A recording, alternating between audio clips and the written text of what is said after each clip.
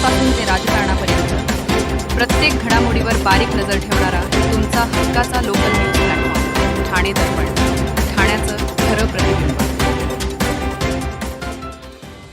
ठाणे महापालिका निवडणुकीत मागील काही दिवसांपासून चर्चेचा विषय ठरलेल्या प्रभाग क्रमांक 3 येथील कथित पैसे वाटपाच्या राड्यावर झालेल्या मारहाणी प्रकरणी शिंदे गटाचे नवनिर्वाचित नगरसेवक विक्रांत वायचळ, मनसेचे उमेदवार निलेश चव्हाण, ठाकरे गटाचे पदाधिकारी प्रदीप पुर्णेकर, भाजपचे माजी पदाधिकारी दत्ता घाडगे यांच्यासह 12 ते 13 जणांविरोधात मारहाणीचा गुन्हा दाखल झाला आहे. ठाणे महापालिकेतील प्रभाग क्रमांक 3 अर्थात मनोहरनगर, मानपाडा आणि आझादनगर या विभागात निवडणूक पार पडली.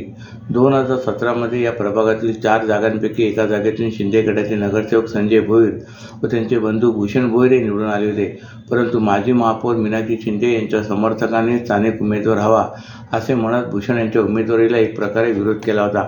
यानंतर येथील शाखा प्रमुख विक्रांत वायचळ यांना पक्षाने निलंबित केले. याबाबत मीनाक्षी शिंदे यांनी नाराजी व्यक्त करत थेट पदाचा देखील राजीनामा दिला होता. अखेर येथील मीनाक्षी शिंदे यांचे समर्थक विक्रांत वायचळ यांना उमेदवारी मिळाली. असे असताना भूषण भोईर यांनी वायचळ यांच्या विरोधात अपक्ष उमेदवारी अर्ज दाखल केला होता. तसेच शिंदे गटाचे माजी नगरसेवक मधुकर पावशे यांच्याऐवजी लहू पाटील यांना उमेदवारी मिळाल्याने त्यांनी देखील एका जागेत बंडखोरी करत अपक्ष उमेदवारी अर्ज दाखल केला होता.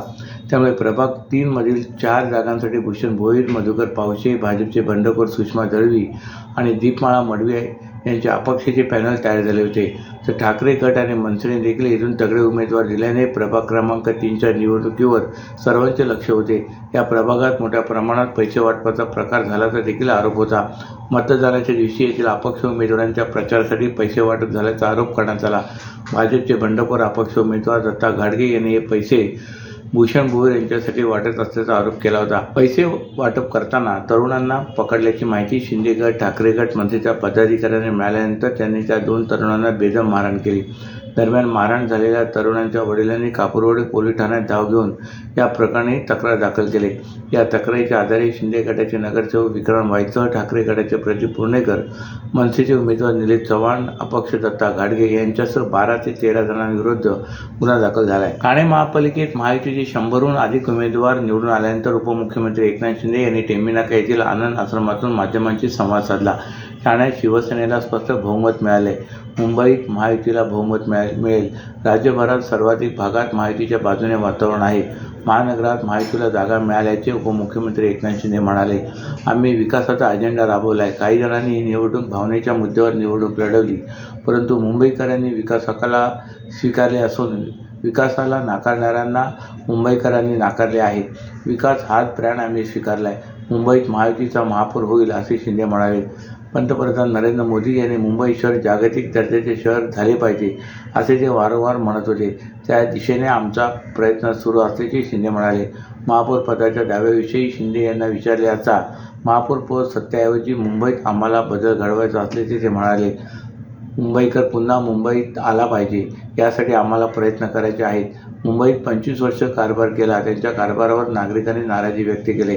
त्यामुळे शिवसेना भाजपला बहुमत दिले असेही शिंदे म्हणाले. MIMचे उमेदवार निवडून आल्याने शिंदे म्हणाले की समाज विघातक बोलत असणारे निवडून येणे चिंताजनक असल्याचे स्पष्टीकरण त्यांनी दिले. ठाणे महापालिका निवडणुकीत महाविकास आघाडीतून बाहेर पडत स्वबळावर निवडणूक लढविणाऱ्या काँग्रेस पक्षाचा सुपडा साफ झाला असून या निवडणुकीत काँग्रेसचे ठाणे जिल्हाध्यक्ष पदाची धुरा सांभाळणारे माजी नगरसेवक विक्रांत चव्हाण हे सुद्धा पराभूत झालेत.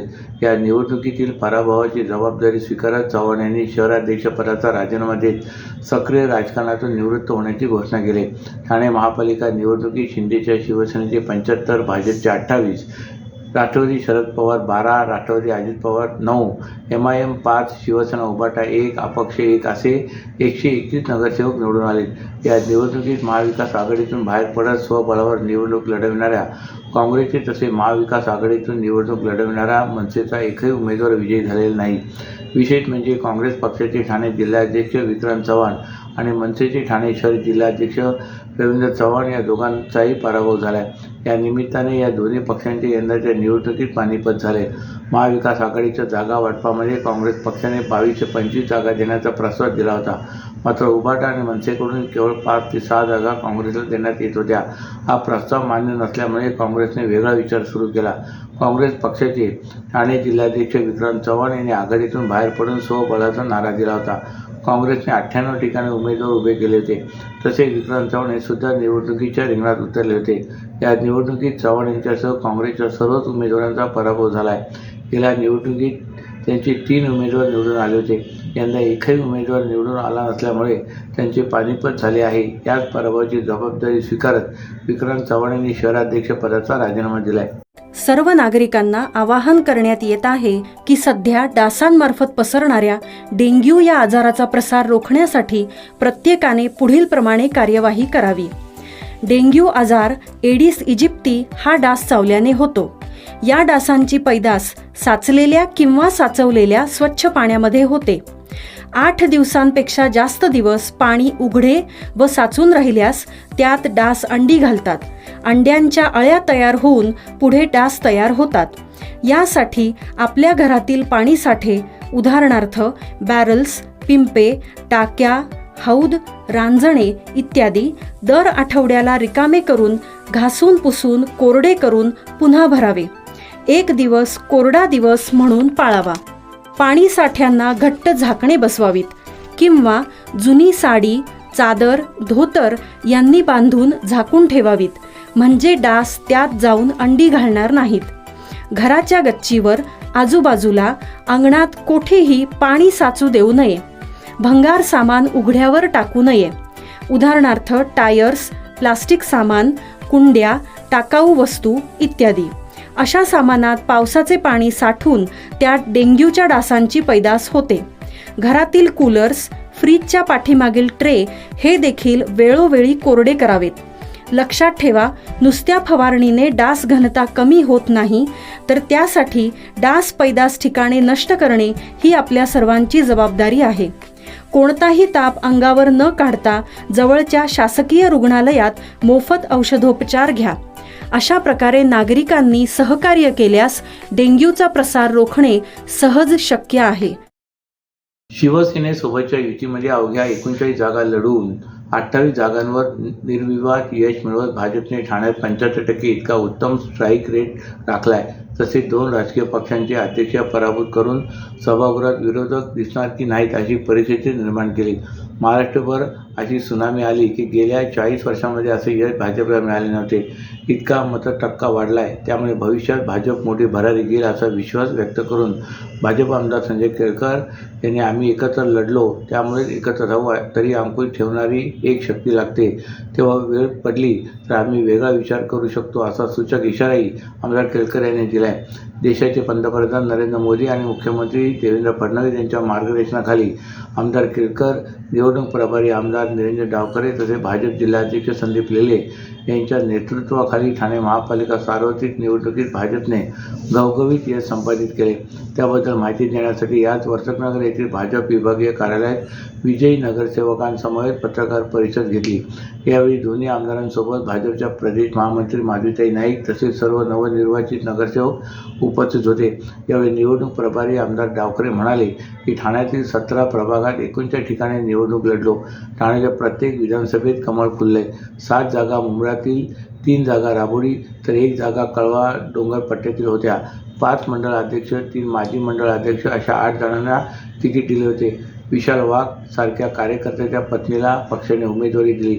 2017मध्ये आमच्या 23 जागा होत्या. त्यामध्ये 5 जागा भाजपने नव्याने मिळवल्यात. नव्या चेहऱ्यांना संधी दिली. हे संघटन कौशल्याचे यश असल्याचे स्पष्ट करून भाजपच्या निर्धारनाम्यात दिलेली आश्वासने आम्ही पूर्ण करू असेही डावखरे म्हणाले. जगद्गुरू रामानंदाचार्य दक्षिणपीठ श्री क्षेत्र नानीधाम पीठाचे पीठाधीश्वर परमपूज्य रामानंदाचार्य नरेंद्राचार्यजी यांच्या आगमनानिमित्त दिनांक 17 जानेवारी 2026 रोजी ठाण्याच्या टिपटॉप हॉलमध्ये भव्य स्वागत समारंभाचे आयोजन करण्यात आले होते. याचवेळी कच्चे बंधारे संकल्पपूर्ती सोहळा मोठ्या उत्साहात पार पडला. या सोहळ्यात महाराष्ट्र राज्याचे मृदा व जलसंधारण मंत्री तथा यवतमाळ जिल्ह्याचे पालकमंत्री संजयजी राठोड तसेच अमृता देवेंद्र फडणवीस यांची प्रमुख उपस्थिती लाभली. यासोबतच संपूर्ण महाराष्ट्रातील पीठाचे पीठाप्रमुख मोठ्या संख्येने उपस्थित होते. संस्थांच्या वतीने अवघ्या 15 दिवसाच्या कालावधीत संपूर्ण महाराष्ट्रभर 4,598 कच्चे बंधारे उभारण्यात आले. या उल्लेखनीय कार्याची संकल्पपूर्ती परमपूज्य रामानंदाचार्य नरेंद्राचार्यजी यांच्या प्रमुख उपस्थितीत आणि मान्यवरांच्या हस्ते भव्य व दिव्य स्वरूपात संपन्न झाली. या कार्यक्रमासाठी संपूर्ण महाराष्ट्रातून प्रिंट मीडिया, इलेक्ट्रॉनिक मीडिया तसेच संपादक व पत्रकार मोठ्या संख्येने उपस्थित होते. पत्रकारांच्या प्रश्नांना उत्तर देताना रामानंदाचार्यजींनी विज्ञान, व्यवहार आणि अध्यात्म यांचा समन्वय साधत विचार मांडले. यावेळी त्यांनी सांगितले की धर्मगुरू या नात्याने आम्ही हिंदू धर्माचे कार्य करीत आहोत. ख्रिश्चन मिशनरीच्या भूलथापांना बळी पडलेल्या हिंदू बांधवांना विधिवत हिंदू धर्मात पुनश्च प्रवेश देत आतापर्यंत 1,53,343 कुटुंबांचे घर वापसी करण्यात आले. तसेच जगद्गुरू के प्रेम हेतू एक पेड़ माँ के नाम या उपक्रमांतर्गत संपूर्ण महाराष्ट्र व इतर राज्यांमध्ये 1,11,424 वृक्षारोपण करण्यात आलं असून या संकल्पपूर्तीचा सोहळा मागील महिन्यात राज्याचे वनमंत्री गणेश नाईक यांच्या हस्ते पार पडल्याची माहिती त्यांनी दिली. संस्थेतर्फे दरवर्षी 15 दिवसांचे महारक्तदान शिबिर आयोजित करण्यात येते. मागील वर्षी या शिबिरामध्ये 1,36,270 रक्त संकलित करण्यात आले. धर्माचे रक्षण करायचे असेल तर इंग्रजी शिक्षण आवश्यक असल्याचे स्पष्ट करताना परमपूज्य रामानंदाचार्यजी म्हणाले की याचा अर्थ मराठी भाषेला विरोध असा होत नाही. म्हणूनच श्री क्षेत्र नाणीचे धाम येथे समाजातील गोरगरीब मुलांना मोफत व दर्जेदार इंग्रजी माध्यमांचे शिक्षण दिले जाते, असेही ते म्हणाले. अशाच नव्या आणि ताज्या बातम्यांसाठी ठाणे दर्पणच्या पेजला लाईक करा आणि फॉलो करायला विसरू नका.